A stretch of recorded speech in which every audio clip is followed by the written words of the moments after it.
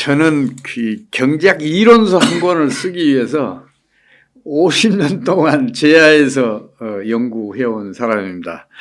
제가 무능한 탓도 있지만 제 연구 과정이 그만큼 지난했고 제 연구하는 내용이 또 그만큼 어려운 내용이었어요. 사실 현재 경제학은 거의 모든 이론들이 실용성이 없거든요. 예를 들어서 가격 이론은 이제 경제학의 이제 중추를 이루고 있는데 이게 이제 그 전제조건이 한 3개 있어요. 이제 완전 경쟁, 완벽한 정보, 그리고 균형, 신속한 균형 이런 3가지 정도의 조건이 있는데 이 3가지 조건에 가장 근접한 시장이 주식시장인데 주식시장에서 가격 이론으로 투자하겠다 그러면 다 비웃어요. 그만큼 그 가격 이론조차도 그 경제 현상을 제대로 읽어내지 못하거든요. 소득 이론도 마찬가지고 통화금융 이론, 국제개혁 이론 모두 마찬가지거든요. 네. 그래서 이게 왜 그렇게 실용성이 없게 됐는가 이걸 따져봤더니 20세기 내내 그 자본주의와 사회주의가 격렬하게 대립했잖아요. 그러다 보니까 그 자본주의 경제학은 자본주의 체제를 옹호하기 위해서 그리고 사회주의 경제학은 사회주의 체제를 옹호하기 위해서 그 뭐 사활을 건 이제 대결을 했더라고요. 근데 이제 그러다 보니까 어느 쪽의 이론이 과학적 순수성이 더 뛰어나냐 그리고 이론적 정밀성이 뛰어나냐 여기에 대해서만 경쟁을 하다 보니까 이제 점점 경제 현실에서는 이론들이 더 멀어지는 그 결과를 빚었더라고요. 그러면 자본주의 사회주의를 이렇게 분화시킨 근원 어딘가를 찾아가 봤더니 아담 스미스더라고요.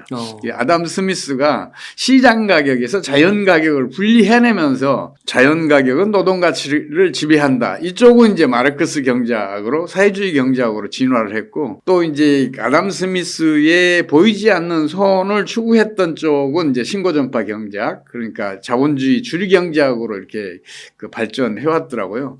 그러면서 야, 이 아담 스미스가 경제학의 첫 단추를 잘못 깼다. 이런 생각을 하는 순간에 저는 이제 그 학계에서는 이제 살아남을 수가 없었죠. 아, 그렇게 되는 거군요.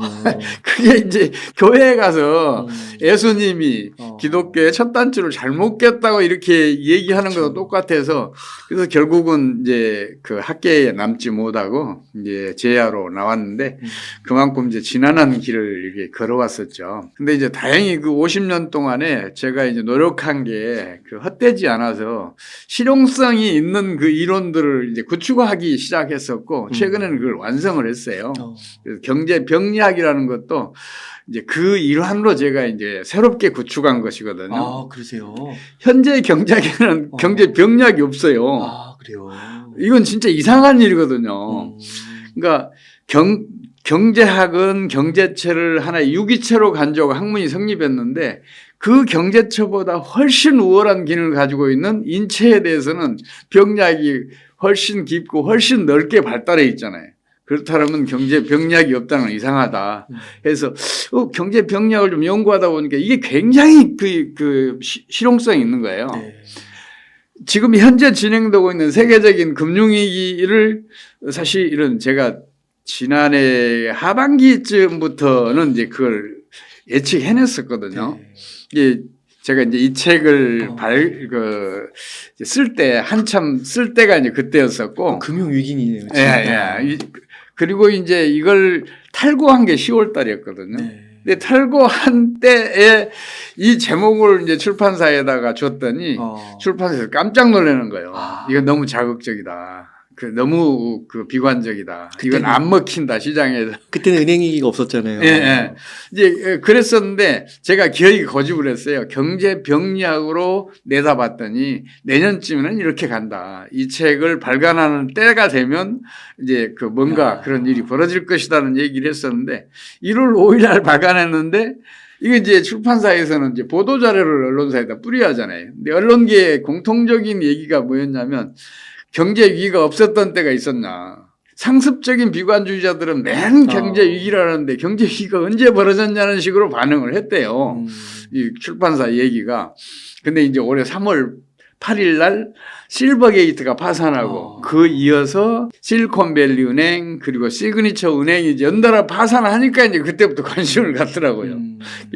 그래서 역시 경제 병리학은 예측성이 좀 있어, 실용성이 있어, 이제 이런 생각을 하게 됐죠. 네. 경제 병리학이라는 용어를 소장님께서 만드신 거예요. 그런 셈이죠. 와. 그러니까 이게 이 경제 병리학은 현실과 이제 괴리되지 않고 예. 그 지난 이제 전통적인 학문에서의 경제학들은 어떻게 보면 자기의 체제나 이즘을 합리화하기 위해서 약간 현실과 괴리된 걸로 이렇게 발전돼 왔다면 진짜 현실 속에서 녹여내서 실용성 있는 그런 경제학을 연구하신 거군요.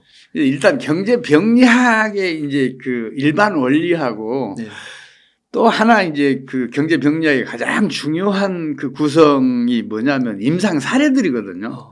근데 그 일반 원리는 이 책에 밝혀놨는데 임상 사례를 못 끼워 넣었어요. 이게 책이 너무 두꺼워지니까 그래서 나중에 경제 병리학 책을 제대로 발간할 때 넣자 그리고 이제 일반 원리만 여기다가 실어놨는데 이 내용만 제대로 숙지를 하고 임상 수련을 조금만 거치면 누구나 경제 위기가 장차 벌어질 일을 예측할 수 있겠다 싶은 생각이 들어요. 이제 그 일반 원리가 뭐냐면 모든 경제 위기는 금융 위기를 경유해요. 왜 그러냐면 통화는 신용 창조를 하기도 하지만 신용 파괴를 하기도 해요. 그만큼 변동성이 커요. 그래서 이 금융 위기를 거치지 않는 경제 위기는 찾아보기가 어려워요. 그 다음에는 모든 금융 위기는 이제 그 주식 시장과 부동산 시장에서 일어나요. 근데 세 번째는 모든 금융위기는 광기, 패닉, 붕괴의 과정을 거쳐요. 이거는 제가 한 얘기가 아니고 이건 찰스 킨들버거라고 세계적으로 유명한 경제사학자가 700년 동안의 경제 위기를 분석한 뒤에 내린 결론이에요. 그래서 이제 이건 내가 바로 받아들여야 되겠다 그래서 이제 그걸 받아들였는데 이제 찰스 킨들버거가 그 동명의 책, 그러니까 광기, 패닉, 붕괴, 금융위기의 역사라는 책에서는 광기가 왜 필연적으로 벌어지는지, 광기가 왜 패닉으로 필연적으로 발전하는지, 그리고 패닉은 왜 필연적으로 붕괴를 일으키는지, 여기에 대한 경제 원리를 충분히 이렇게 규명을 못 해놨더라고요. 그래서, 이거 규명하면 내가 경제 병리학 수립했다고 얘기할 수 있겠다 싶어서 그 연구를 거의 한 20년 걸렸어요. 그러니까 본격적인 관심을 갖기 시작한 거는 한 40년 됐는데 그 원리들을 찾아내는 게 힘들더라고요. 한 20년 동안 연구했더니 이런 결론이 나온다 했는데 그게 이제 이제 네 번째 원리거든요. 그러니까 뭐냐면 광기는 미래 수요가 현재 수요로 넘어와서 합쳐졌을 경우에 일어난다는 거예요. 이게 왜 이런 일이 벌어지냐면 주식이나 부동산처럼 재산형 재화들은 일정 기간에 소득이 축적돼야 수요가 일어나잖아요. 그동안에는 이제 가격이 안 올라요. 그러다가 본격적으로 수요가 일어나면 일반 물가는 많이 올라 있으니까 이제 더 빠른 속도로 올라가기 시작해요. 가격이 이렇게 빠른 속도로 올라가게 되면 2년이나 3년 더 저축해야 할 사람들이 그 가격을 못 따라잡으니까 저축이 이제 큰 빚을 내서라도 현재 수요에 가담하는 거죠. 현재 수요가 이제 미래 수요가 합쳐지니까 이게 배가 되고 그래서 가격은 폭등하게 되죠. 이게 말하자면 이제 광기죠. 우리가 2018년, 19년, 20년 이때 겪었던 부동산 투기 열풍도 그 일환이거든요. 그리고 이제 그 광기가 패닉으로 갈 수밖에 없는 이유는 또 뭐냐면 미래 수요가 현재로 넘어왔잖아요. 그러니까 금방 이제 그 수요가 없어지는 거 공동화된 상태가 와요. 그러면 수요가 없어졌으니까 이제 그 부동산 주식에 투자한 사람들이 이제 당황하기 시작하는 거죠. 가격이 이제 하락을 징조를 보이니까. 소위 받아줄 사람이 없는 거군요. 그래서 공포 분위기가 조성되면서 가격이 하락하기 시작해요. 그럼 부동산이나 주식이 가격이 하락하기 시작하면 이것들은 이제 그 통화의 성질을 가지고 있어요. 예를 들어서 호경기 때는 이제 예금을 인출하는 것보다 주식 팔아서 금방 다른 용도로 쓰고 그러잖아요. 그런 통화의 성격을 가지고 있는 것들이 가격이 떨어지고 거래량이 줄어들면서 경제 내에 유동성이 축소되는 효과가 나타나요. 그렇게 되면 유동성이 축소가 되면 신용 창조의 역과정이 작동을 해요. 이게 이제 신용 파괴 원리거든요. 네. 이 신용 파괴 원리가 작동을 하게 되면 이제 붕괴가 와요. 이제 그 붕괴는 대체적으로 금융시장에서 일어나는데 그 금융시장 중에서도 주식시장과 부동산 시장이 최종적으로 그걸 그 붕괴를 일으켜요. 네. 지금 현 단계에 비유해 보자면 아직은 주식시장과 부동산 시장이 붕괴되지 않았어요. 패닉은 온 건가요? 패닉은 이미 지났어요. 패닉 상태는 지났어요. 그 제가 이 책을 참 이제 그 발간했을 때 그러니까 올해 1월 초에 많은 사람들 촉 있는 사람들은 그래요. 그럴지 모르겠다. 근데 도대체 금융위기는 언제 터지는 거야? 이렇게 물어요. 그러면 제가 그런 얘기를 해요. 이미 우리나라에서는 금융위기가 진행되고 있습니다. 그러면 무슨 얘기냐는 거예요.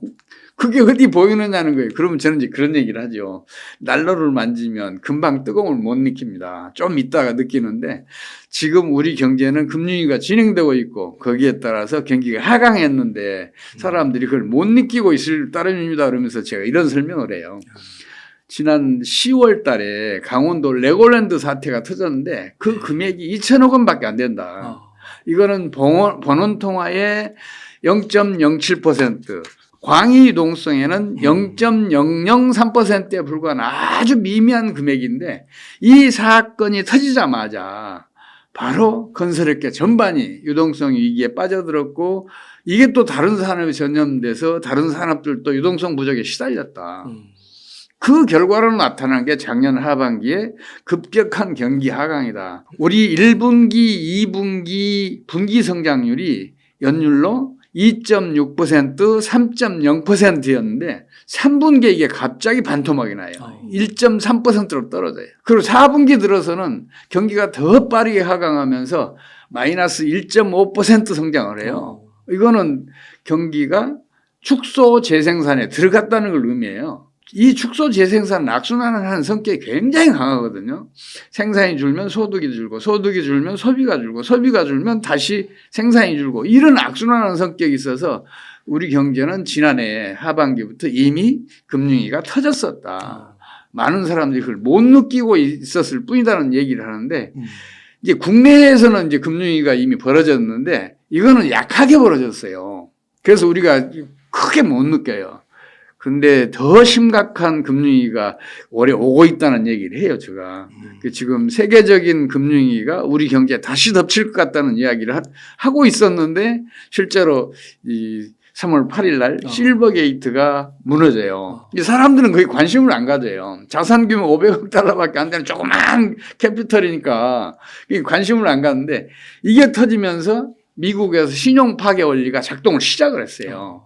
그래서 실리콘밸리라는 제법 큰 중규모의 은행이 파산했고 그리고 바로 시그니처 은행이 또 파산했고 거기에다가 퍼스트 리퍼블릭 은행이 유동성 위기에 빠졌고 또 150년 이상의 전통을 자랑하는 스위스의 크레딧 스위스 은행이 유동성 위기에 빠져서 지금 구제 금융을 받고 있고 영어로는 유나이티드 뱅크 오브 스위스라는데 저건 UBS 은행에 합병을 당하게 됐거든요. 네.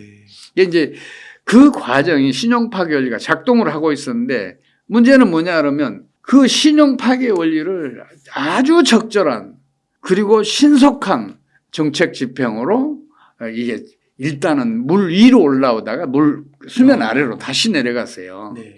이제 그래서 지금 사람들이 금융위기가 지금 진행되지 않고 있는 걸로 알고 있는데 물 밑에서 신용 파괴 원리가 작동을 하고 있기 때문에 무엇인가 트리거가 터지면 바로 터질 거예요.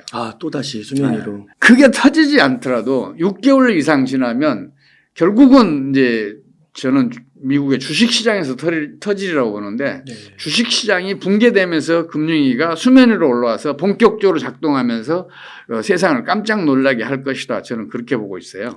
지금 금융에서 은행에서 자꾸 문제가 벌어지는데 그걸 막잖아요. 이 막는데도 한계가 있다라는 것인가요? 그럼요. 이제 미국의 실리콘밸리 은행 또 시그니처 은행이 붕괴되자마자 미국이 예금 전액을 보호하겠다. 이렇게 발표를 했잖아요. 네. 그 발표는 특별한 의미를 가져요. 왜냐하면 연방예금보험공사법에 따르면 예금 전액을 보장하기 위해서는 금융위가 이미 진행했거나 그 위험이 현저하게 클 때만 그게 가능해요. 아, 그래요? 그러니까 미국 정책당국은 이미 금융위기가 진행되고 있다. 혹은 현저하게 그 가능성이 높아졌다. 이렇게 판단했다는 거거든요. 근데 이게 기가 막히게 적절한 정책이었고 신속한 정책이었어요.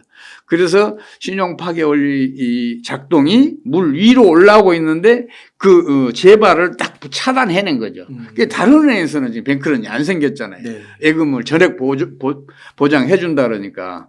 그래 이제 그런 일이 지금 진행되고 있는 상태죠. 하지만은 이제 그것도 한계가 있는 거고, 뭐 6개월 있다가 주식시장으로 터질 수도 있는 거고, 다른 또 은행에서도 나올 수도 있는 거고. 지금 미국이 아주 난처한 입장이에요. 사실 이런 미국이 지금 고금리 정책을 물가 불안 때문에 펼친다고 얘기를 해요. 그런데 이건 사실이 아니에요. 그걸 뭘로 증명할 수 있냐면 3월 23일 날 미국 연준이 기준금리를 0.25% 올렸잖아요. 근데 놀랍게도 3월 8일부터 22일 사이에 연준의 그 밸런스 시트를 보면 무려 3,900억 달러를 풀었어요. 미국 경제에다. 그럼 어느 게 더 물가에 치명적인 타격을 입혀요. 지금 현재의 통화금융 이론은 그 MV는 PQ라 그러거든요. 그러니까 P를 앞으로 놓으면 이건 이제 가격이에요. 네. 그러면 이제 Q분의, 그러니까 생산 수량분의 M, 통화량 곱하기 그 유통 속도거든요. 통화를 증발했다는 이야기는 물가에 직접적으로 타격을 줄 수 있다는 얘기인데 그걸 하면서 이제 고금리 정책을 펼친단 말이에요. 그 얘기는 무슨 얘기냐면 고금리 정책은 다른 목적이고 통화 푸는 것은 물가 불안을 각오하겠다는 얘기거든요. 물가 불안에 직접적인 영향을 끼치는 건 통화 증발이잖아요. 통화 수량이 커지면 커질수록 물가는 크게 오르잖아요. 근데 이제 미국은 계속해서 그 얘기를 해요. 물가 불안이 어떻다. 뭐 이런 얘기를 하는데 또 지난 2월 달에는 그 미국의 소비자 물가 상승률이 9.1%에서 한 6개월 만에 그 이제 6.1%로 빠르게 이제 떨어지고 있었어요. 네. 그러면 더 빠르게 떨어질 거라는 기대 심리가 있으니까 물가는 더 많이 떨어졌을 거예요. 그때 미국 연준 의장이 뭐라 그랬냐면 소비자 물가 상승률이 중요한 게 아니라 서비스 물가 상승률이 중요하다는 이야기를 해요. 네. 말 바꾸기를 한 거죠. 그 얘기는 무슨 얘기냐면 고금리 정책을 펼치는 이유는 따로 있다는 거죠. 그걸 공개할 수 없으니까 그 이제 그 물가 불안을 명분으로 삼고 있는데 실제로도 미국은 지금 경상수지 적자가 과다해요. 특히 2020년 경상수지 적자가 GDP의 2.9%였는데 2021년도에 이게 3.6%로 증가해요. 그 상황을 방치했더라면 그만큼의 돈 2021년도에 약 8,400억 달러의 경상수지 적자가 나타났어요. 그러면 그만큼의 달러가 해외 시장에 유출됐다는 걸 얘기하거든요. 그러면 달러는 약세를 보일 수밖에 없었어요. 근데 이걸 방치하면 어떤 일이 벌어지냐? 달러가 약세일 경우에는 미국에 투자된 국제 금융 자본들의 환차손이 생겨요. 그럼 환차손을 피하기 위해서 그 국제 금융 자본들은 미국을 떠나요. 네. 그럼 미국 내에 유동성이 수축되는 효과가 나타나고 그 즉시 신용 파괴 원리가 작동을 시작을 해요. 이 상황을 방치했으면 이미 미국은 2022년 상반기 중에 금융위기가 터졌을 거예요. 근데 그걸 차단하기 위해서 고금리 정책을 펼쳤고 강달러 정책을 펼친 거예요. 네. 고금리 정책을 펼치니까 달러는 당연히 강세가 되죠. 그러면 결과가 어떻게 나타났냐. 이게 고금리 정책을 펼치니까 다른 나라의 저축들이 이 고금리를 노리고 미국으로 들어갔어요. 네. 그리고 강달러 정책을 펼치니까 미국에 투자하면 환차익이 생기잖아요. 그럼 다른 나라에 있던 국제 금융 자본들이 미국으로 빨려 들어간 거예요. 네. 그러니까 미국은 그만큼 유동성이 풍부해졌고 그래서 지난해와 같이 어려운 상황에서도 미국은 2.1%라는 놀라운 성장률을 기록해요. 그게 고금리 정책, 강달러 정책의 효과였어요. 네. 근데 문제는 뭐냐면 이 정책들은 내 이웃을 거지로 만드는 정책이에요. 국내 저축이 빨려간 나라들 그리고 금융 자본이 미국으로 이탈한 나라들은 어떻게 되겠냐고요. 그 나라들에서는 유동성이 수축되고 신용 파괴가 작동을 한단 말이에요. 그 피해를 가장 크게 본 나라가 우리나라예요. 실제로 지난해 4분기에 우리나라 마이너스 1.5% 성장했다 그랬잖아요. 그때 미국은 2.7%라는 놀라운 성장률을 기록해요. 우리 희생 위에 그 미국의 성장률, 높은 성장률이 달성됐다고 말해도 틀리지 않을 정도로 그 정도로 우리나라가 피해를 당했어요. 지난해 그 상반기 말쯤에 우리나라 그 기준금리가 미국보다 1.25% 낮았잖아요. 당연히 국내 저축은 미국으로 빨려가죠.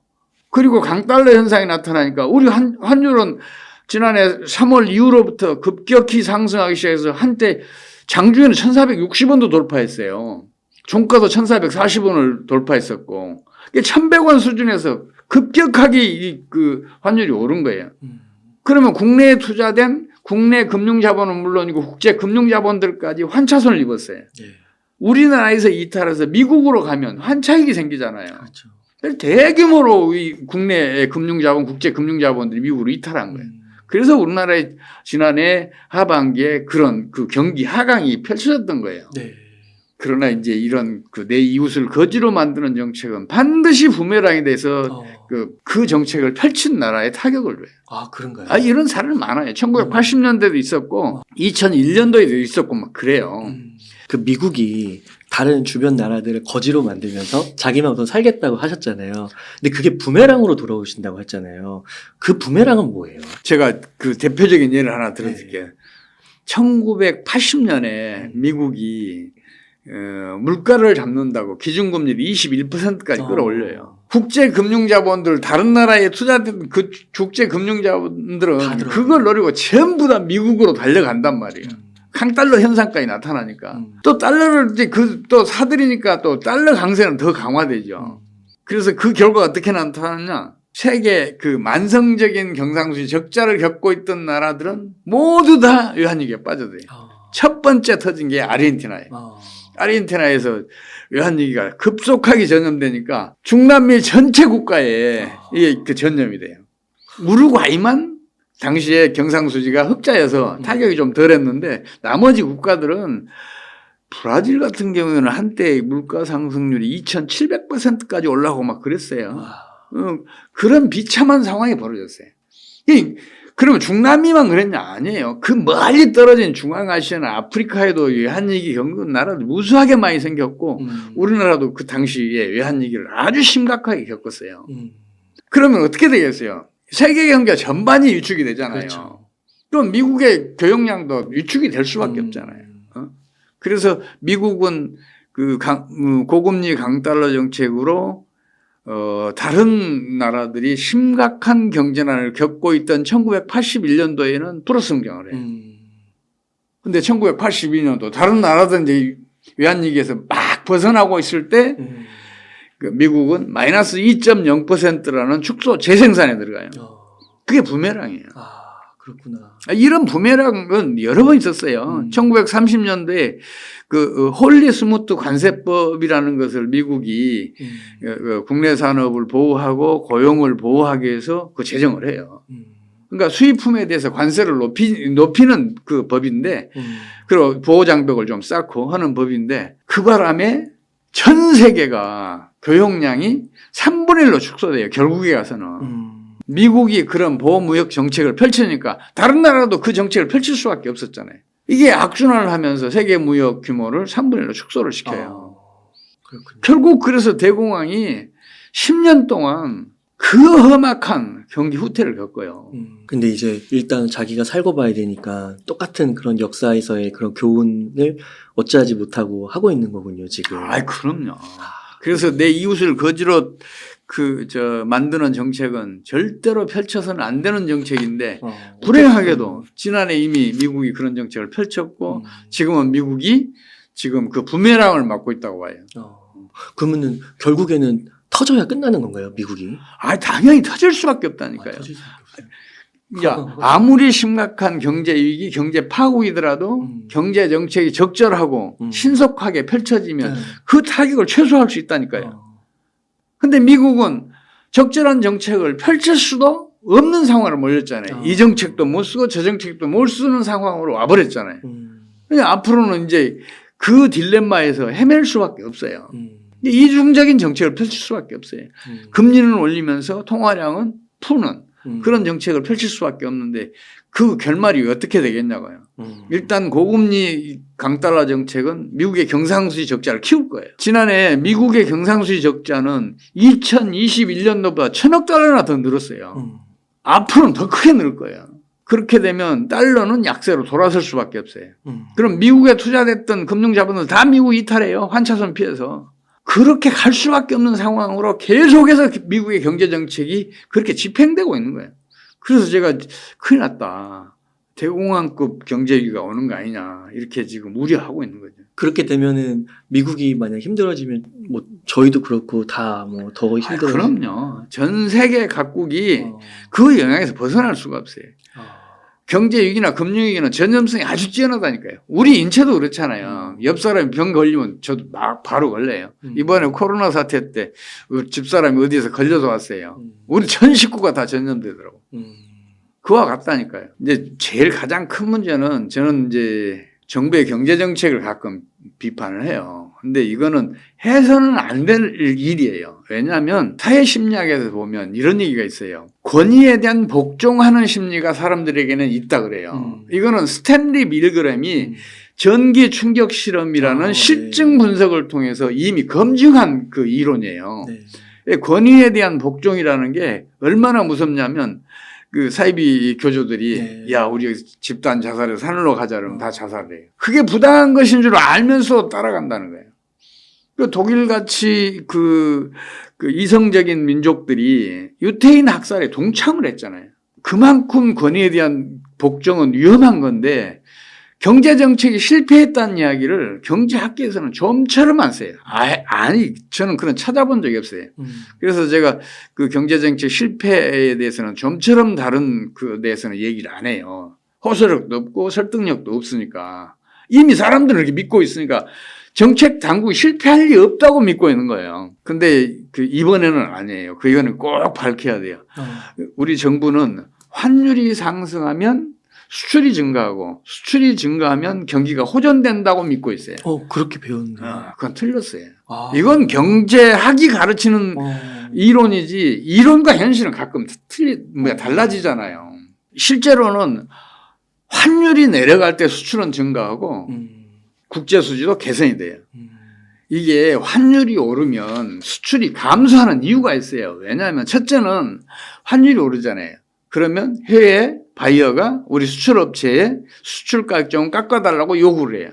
그럼 우리 수출업체들은 거의 대부분 거기에 응해요. 이런 요구가 없더라도 풀코스트 원리가 작동을 해요. 이 풀코스트 원리는 뭐냐면 그 영국의 히치와 홀이라는 경제학자가 현장 검증을 통해서 정립한 이론인데 기업들은 적정 이윤 플러스 총 비용으로 가격을 결정한다는 거예요. 환율이 상승하면 적정 이윤이 보장되잖아요. 적정 이윤 이상의 이익이 생기니까 기업들은 수출 가격을 요구가 없더라도 깎아줘요. 수출 가격을 깎아주면 더 많이 수출할 수 있기 때문에 깎아준단 말이에요. 이 풀코스트가 원리가 작동해서 수출을 줄여요. 그뿐만이 아니에요. 지금 올해도 지금 우리나라 수출이 20% 30% 몇십 년 만에 가장 크게 감소했다는 그 발표들을 지금 하고 있잖아요. 근데 사실은 우리 원화 수출액은 많이 안 줄었어요. 거의 비슷해요. 환율이 그만큼 폭등했기 때문에 달러 가치로 환산한 게 줄어 보인단 말이에요. 그러니까 환율이 상승하면 이 원리가 작동하기 때문에 반드시 수출은 줄어요. 수출 물량은 같더라도 우리 원화 가치가 낮아지고 달러 가치는 높아졌으니까 달러 가치로 환산하면 수출은 준단 말이에요. 그렇죠.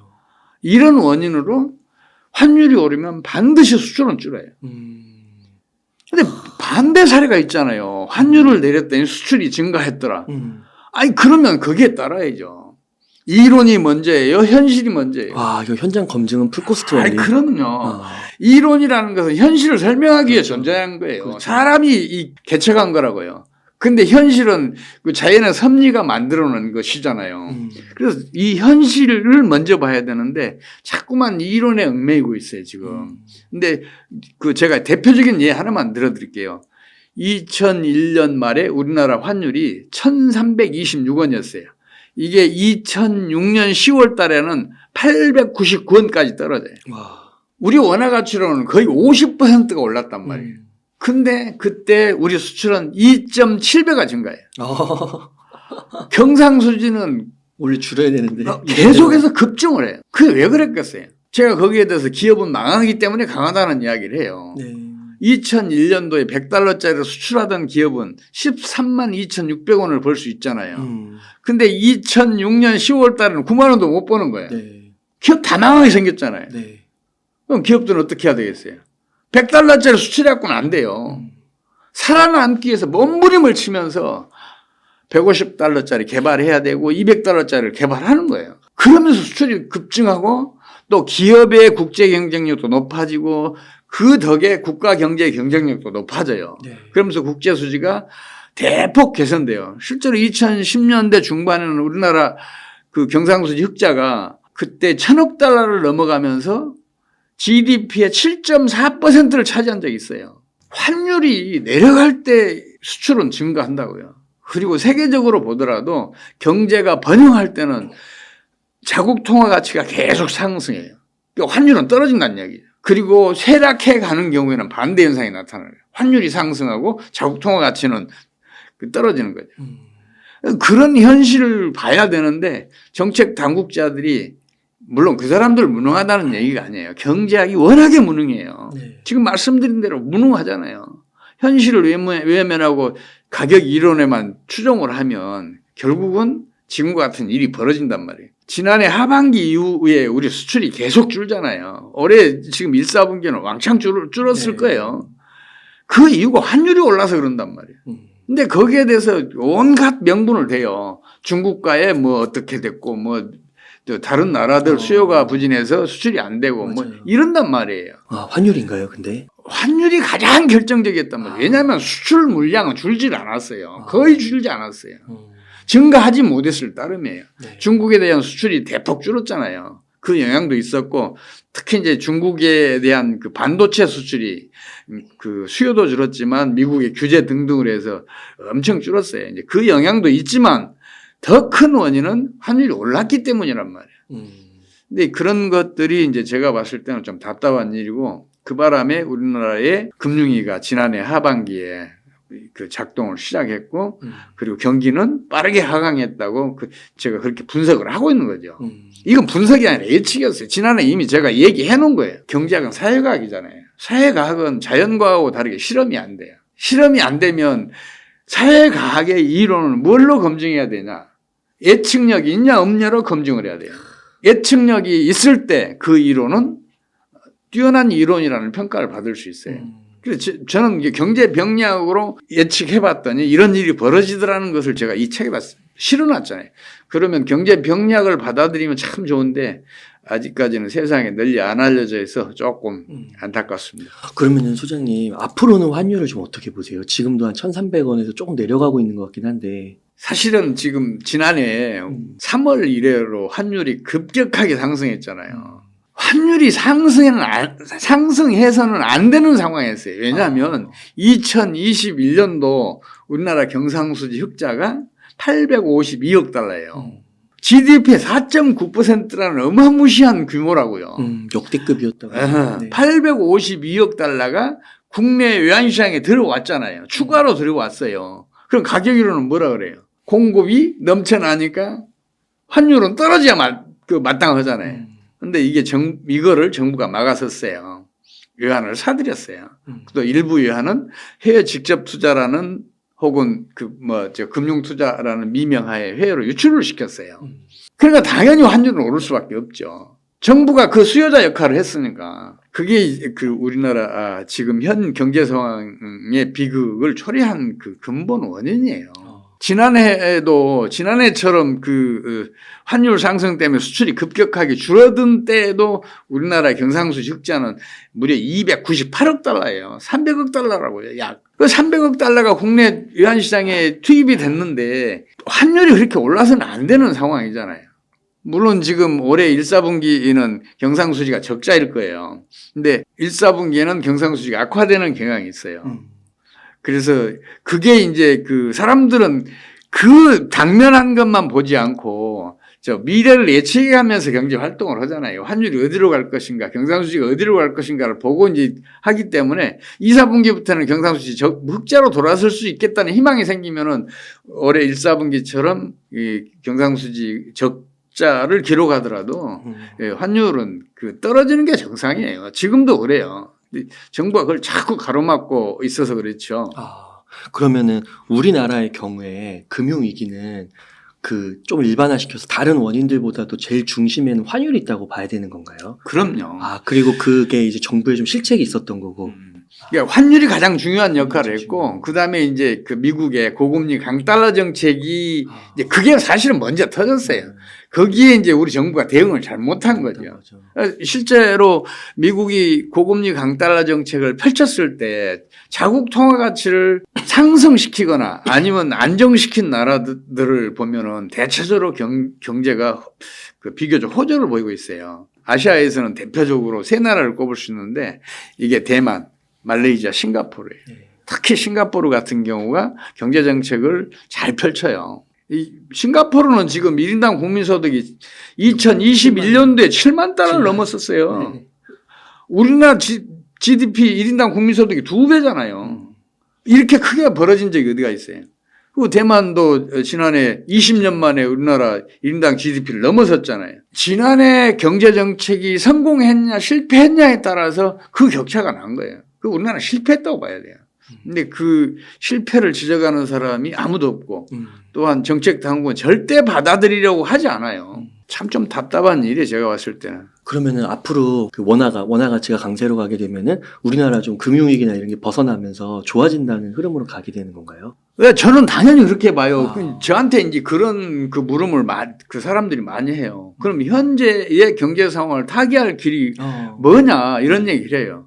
그래서 저는 그런 얘기를 해요. 아무리 심각한 경제 위기든 경제 파국이든 경제 정책이 얼마나 적절하냐 그리고 얼마나 신속하게 집행되느냐에 따라서 그 타격은 최소화할 수 있고 어떤 의미에서는 그 타격이 없앨 수도 있다. 이런 얘기를 해요. 근데 이제 금융위기는 전염성이 아주 뛰어나요. 한 나라에서 금융위기가 터지면 바로 옆 나라로 전염이 되고 또 다른 나라로 전염이 됩니다. 그래서 국제공조체제 구축이 필수적이에요. 근데 지금은 국제공조체제 구축할 수 없는 상황이잖아요. 미국이 일방적으로 고금리 강달러 정책을 펼쳐서 다른 나라들을 거지로 만들고 있잖아요.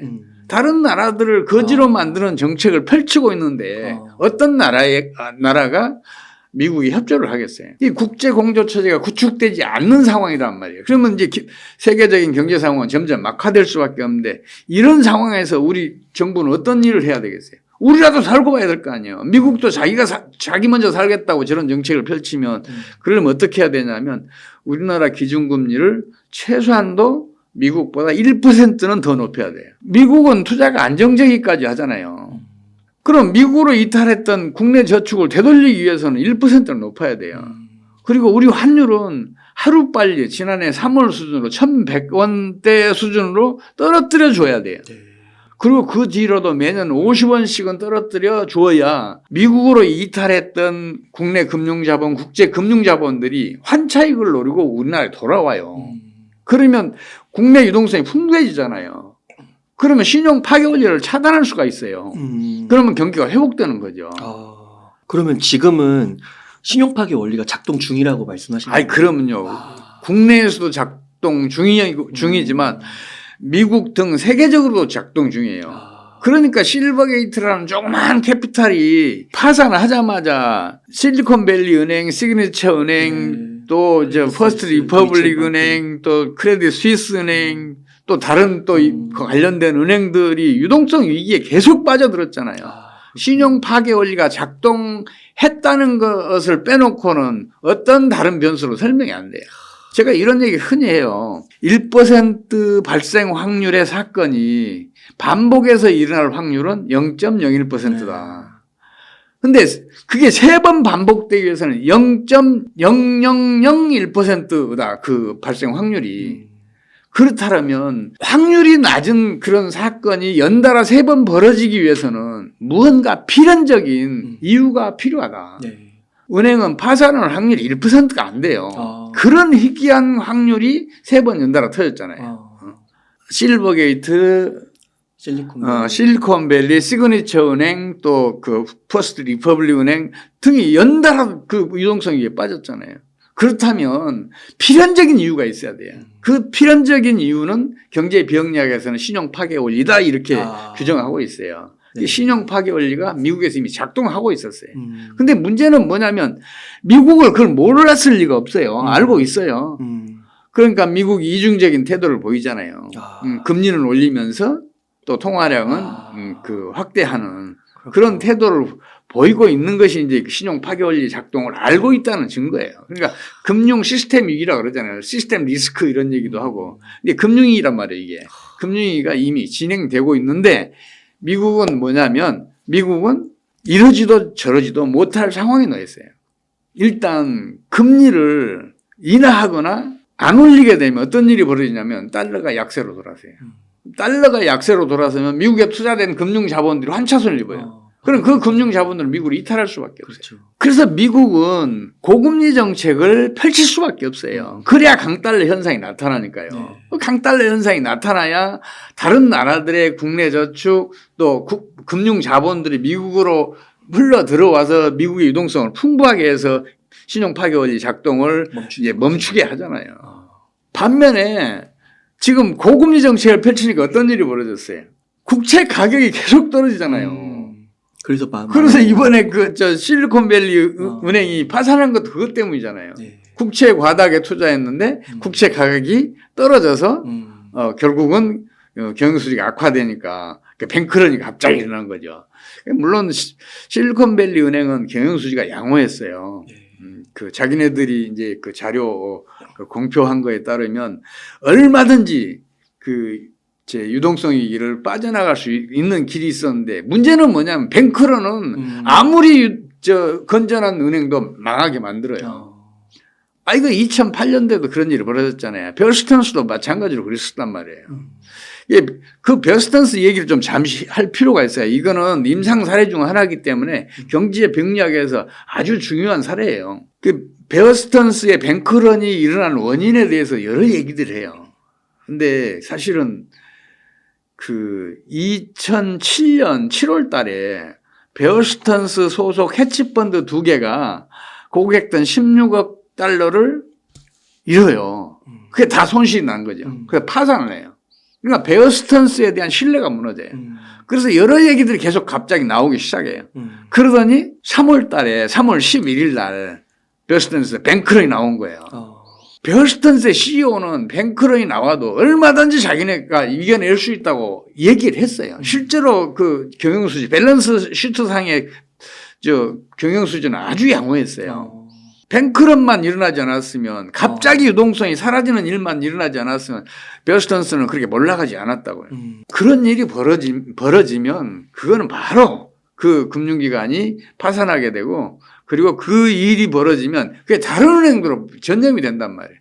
물론 이번에는 그 새 은행들 파산했을 때 미국이 전액 그 예금을 보호하겠다 그러면서 다른 은행들로 뱅크런이 전염된 걸 막아냈어요. 그래도 미국은 지금 상황이 굉장히 어려워요. 금리를 낮추자니 달러가 약세로 돌아서고 금리를 올리자니 국채 가격이 떨어져서 은행들, 금융기관들 전반적으로 그 경영수지가 악화되고 그러면 어디에서 또 뱅크런이 일어날지 모른단 말이에요.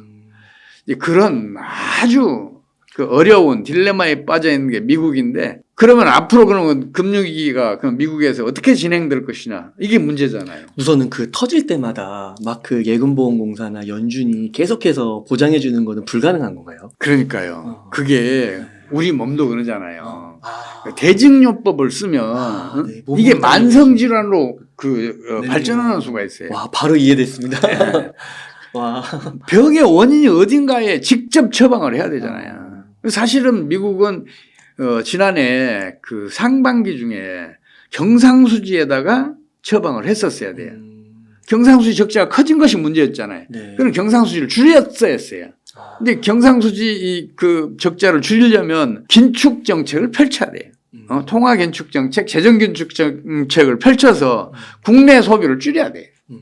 그래야 수입이 줄어들 거 아니에요. 그래서 경상수지가 개선되잖아요. 근데 그건 경기 하강으로 직결되잖아요. 이게 경기 하강 좋아할 사람이 어디가 있어요? 그렇죠. 국민의 눈치를 볼 수밖에 없는 정치권이 정부가 그 정책을 어떻게 선택을 해요? 네. 그러니까 편법을 쓴 거예요. 대증요법을 쓴 거라고요. 고금리 강달러 정책이라는 대증요법을 써서 일시적으로 벗어났는데 예를 들어서 우리 몸에 열이 올랐어요. 그럼 해열제 계속 먹으면 어떻게 돼요? 간이 나빠지잖아요. 간이 나빠지면 어떻게 돼요? 간 나빠지면 체온 더 오르죠. 일시적으로는 체온을 낮출 수 있지만 건강을 더 악화시키잖아요. 그런 일이 지금 미국에서 벌어지고 있어요. 그래서 저한테 물어봐요. 도대체 그럼 미국의 금융위기는 언제 터지느냐는 얘기를 해요. 저는 맨날 그런 얘기예요. 지금 수면 아래에서 진행된다. 어떤 트리가 터지면은 수면 위로 올라올 거다. 그러면 여러분들도 느낄 수 있고 그럴 것이다. 설령 트리거가 안 터지더라도 최종적으로는 미국의 주식시장이 붕괴되면서 금융위기가 본격화할 것이라는 이야기를 해요. 그럼 그게 언제 일어나냐 그래요. 한 6개월에서 9개월 후에는 그게 일어날 가능성이 높다는 이야기를 해요. 주식시장은 왜 붕괴되는 거예요? 주식시장의 거래라는 것은 유동성에 의해서 이렇게 거래가 되잖아요. 경제 내의 유동성이 풍부해지면 이제 주가 지수는 상승을 하잖아요. 근데 신용 파괴 원리가 지금 물밑에서 작동을 하면서 계속해서 유동성을 축소시키는 압력으로 작동하고 있잖아요. 이 압력은 그냥 압력이 아니에요. 신용 승수배만큼의 압력이에요. 거기다가 또 그런 상황이 벌어지면 통화의 유통 속도까지 줄어들어요. 그래서 그 유동성이 점점 그 축소되는 압력을 더 강하게 받으면서 주식시장에서도 수요가 줄어들면서 어느 한순간에 폭락하는 수가 있어요. 그러니까 모든 금융위기는 주식시장의 몰락이나 아니면 부동산 시장의 붕괴로 거기서부터 본격화해요. 둘째 원리네요. 말씀해 주신. 아, 그렇군요. 중국은 사실은 이미 오래전에 부동산 경기가 붕괴됐어요. 그래서 당시에 이미 금융위기가 터졌어야 했어요. 2019년 3월 달에 KBS가 차이나 쇼크, 빈집 6,500만 채의 비밀, 이거 특집 방송했잖아요. 맞아요. 그때 이미 금융위기가 터졌어야 했는데 중국은 강력한 통제 경제 체제를 가지고 있어요. 비교해서 말씀드리자면 금융위기라는 홍수가 이미 몰려오고 있는데 강력한 통제 경제 체제라는 댐을 만들어서 그걸 차단을 했어요. 근데 금융위기는 벌어지지 않았어요. 근데 지금은 그 댐 위로 물이 넘치고 있어요. 모든 댐은 댐 위로 물이 넘치면 다 무너져요. 지금 중국이 그 상황에 직면해 있어요. 아직 댐은 안 무너져 있지만 물이 넘치고 있어서 조만간 무너질 거라고 저는 봐요. 그 넘치는 물이 어디서 왔냐 그러면 중국은 1대1로 사업을 하면서 무려 9,700억 달러의 상업차관을 관련 국가들에게 제공했어요. 그리고 7천억 달러의 통화스와프도 체결해줬어요. 근데 그 1대1로 관련 국가들이 이미 외환위기 늪에 빠졌거나 외환위기에 직면했어요. 스리랑카는 이미 외환위기 늪에 빠져 있잖아요. 파키스탄은 최근에 외환위기 늪에 빠져들었잖아요. 튀르키예, 헝가리 지금 어렵잖아요. 그 밖에도 수많은 나라들이 아프리카 나라들, 중동 그 비산유국들 외환위기에 직면해 있단 말이에요. 그래서 지금 중국의 1조 7천억 달러의 자금이 부실 채권으로 전락해 있어요. 그뿐만이 아니에요. 중국의 부동산 경기가 거의 몰락 수준에 빠져 있으니까 지방정부들이 지방 재정을 약 40%를 토지 사용권을 판매해서 충당했어요. 근데 그게 안 되게 돼버렸잖아요. 지금같이 어려운 그 부동산 시장 상황에서 누가 토지 소유권을 사겠어요? 그러니까 지방 정부들 지금 대부분이 지금 재정 위기에 빠져들었고 그 지방 정부들이 그 재정 위기를 타개하기 위해서 지방채를 발행했는데 그 지방채가 소화가 안 되니까 지방금융공사를 설립했어요. 근데 그 지방금융공사들이 지금 무너져도 이상하지 않을 정도로 경영수지가 최악으로 빠져 있어요. 지금 그런 어려운 상황에서 아무리 강력한 통제 경제 체제를 유지하고 있더라도 어느 나라에선가 금융위기가 터져서 세계적으로 전염돼서 중국을 덮치면 중국은 다른 어느 나라보다 아주 심각한 타격을 입을 수밖에 없는 상황이에요.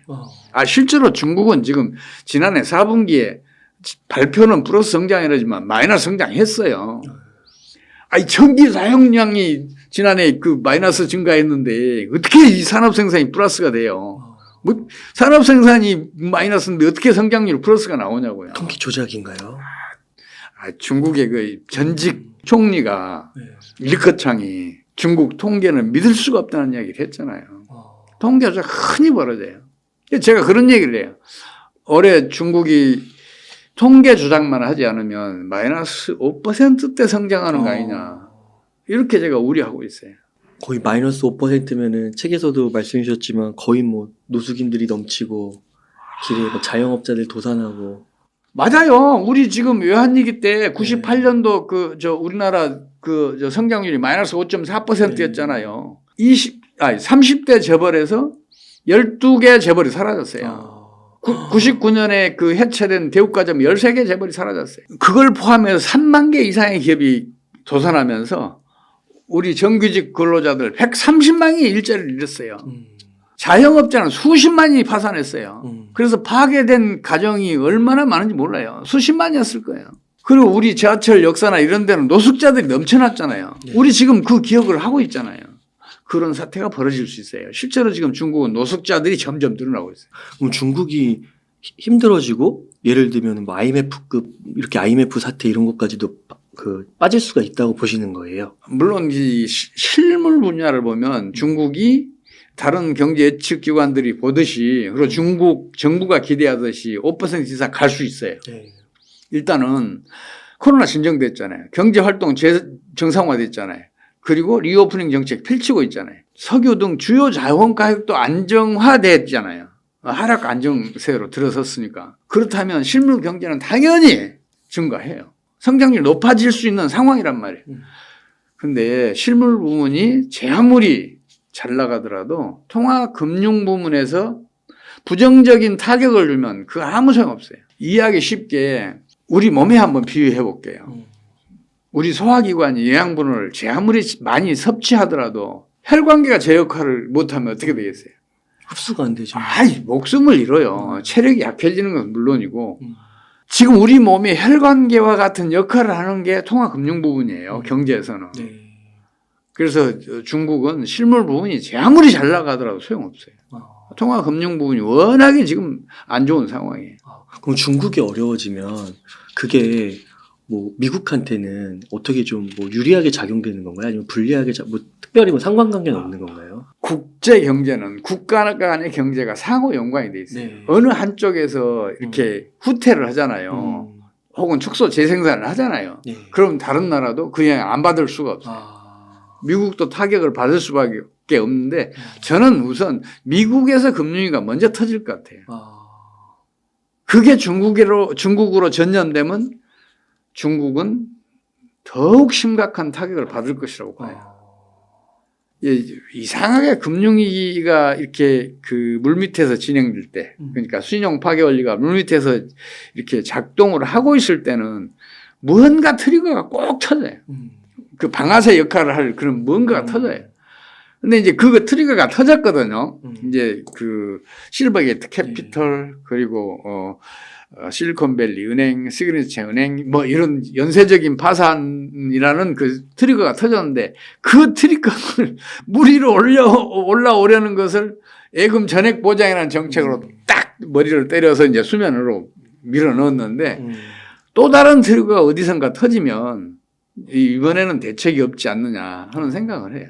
그래서 미국이 먼저 금융위기에 빠지면 음. 더 큰 타격을 중국이 입을 것이다. 그러면 그게 또 다시 우리나라. 미국에도 영향을 끼칠 것이다. 이렇게 보고 있어요. 그러면은 만약에 그렇게 연쇄로 만약에 진짜 최악의 상황이 터지면 시간이 해결해 주는 건가요? 그런 거는. 그렇죠. 그럼 한참 동안 대공황처럼 진짜 한참 세월이 지나야겠네요. 회복하는 데 있어서. 지금 제가 말씀드린 거는 이제 단시간에 말씀드리기 때문에 금방금방 벌어질 것 같죠. 근데 그건 아니거든요. 이 금융위기가 진행되는 데는 시간이 좀 필요해요. 근데 이게 이제 트리거가 언제 터지느냐, 2달 후에 터질지 3달 후에 터질지 몰라요. 이게 그런 시간적인 여유가 있을 때 하루빨리 국제 공조 체제가 구축이 되고 공동으로 현재와 같은 경제 난국을 타개할 정책을 모색을 해서 이렇게 신속하게 펼치면 좋겠다는 생각을 제가 가지고 있는데 그게 어렵지 않겠냐 이런 생각을 하고 있어요. 그렇군요.